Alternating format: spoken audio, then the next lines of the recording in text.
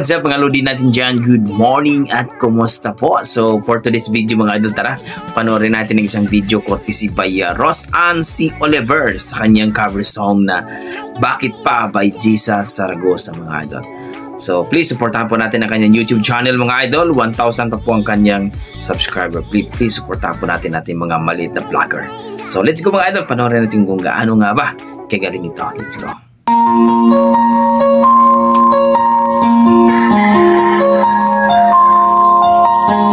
Jesus Zaragoza, bakit pa? Gandang bata, oh. Ang galing siguro to.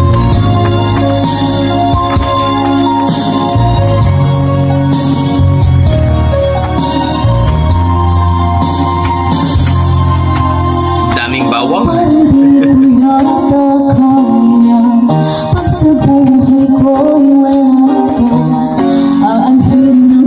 Galing.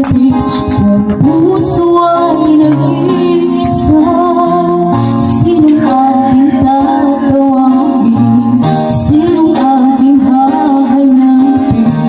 Sino ang magpupuno sa aking paglalambing? Bakit ka pa nakita? Bakit ka nakilala? Kung ang puso ko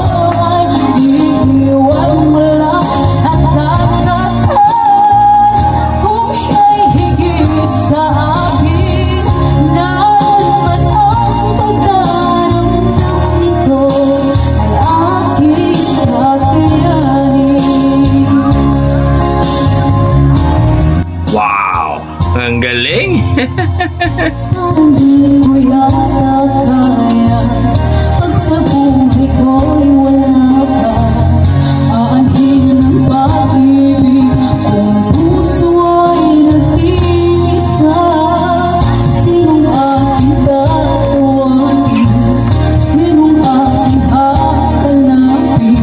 Sino ang magpupuno sa aking paglalambing?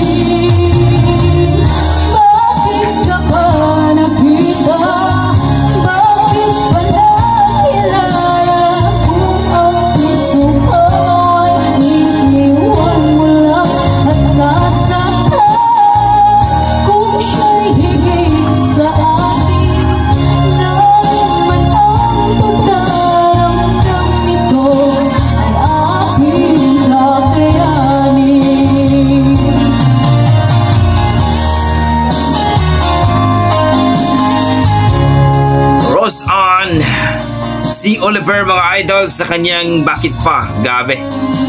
Please supportan po natin ang kanyang YouTube channel mga idol. 1,000 pa po. Ang galing, ang ganda ng boses.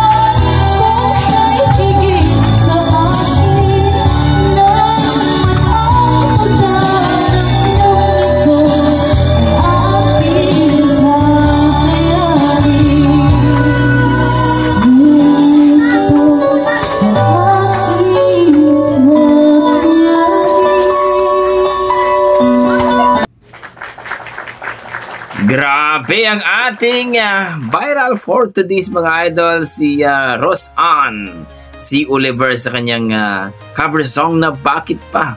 Grabe naman din si ate, no?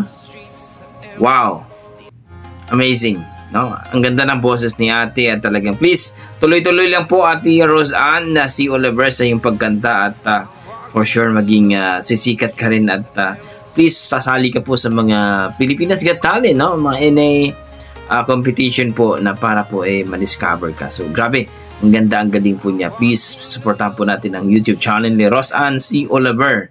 Lagay ko na lang po sa description ng kanyang link. Para sa akin mga idol, na-miss ako, nagustuhan ko niyang timbre ng boses niya, no? Yung rendition niya talagang amazing para sa akin, na-appreciate ko. So kayo dyan mga idol, kung nagustuhan nyo ang ating video for today at ang kanyang performance, please pa-like and subscribe sa ating YouTube channel, Dugong Pinoy. Talaga namang, yan ang ating mga Dugong Pinoy mga idol pagdating sa kantahan, halimaw talaga. Galit sa mga idol at ingat po kayo lagi.